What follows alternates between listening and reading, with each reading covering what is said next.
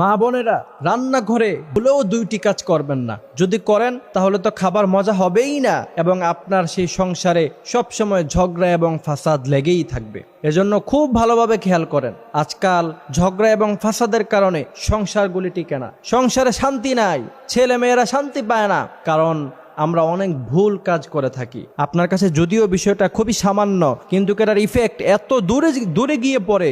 যদি এই ভুলগুলি আপনি করেন তাহলে হতে পারে আপনার সংসারও টিকবে না, আপনার সংসার হয়তো ভেঙ্গেও যেতে পারে। তো এই জন্য খুব ভালোভাবে খেয়াল করবেন। মা বোনেরা, রান্নাঘরে ভুলেও যে দুইটি কাজ করবেন না, তার মধ্য থেকে এক নাম্বার হলো, আপনি যখন রান্নাঘরে প্রবেশ করবেন তখন আপনি রান্নার কাজ শুরু করার আগে বিসমিল্লাহ বলা ছাড়া রান্নার কোনো কাজ আপনি শুরু করবেন না। বিসমিল্লাহির রহমানির রহিম বলে আপনি রান্নার কাজ শুরু করবেন।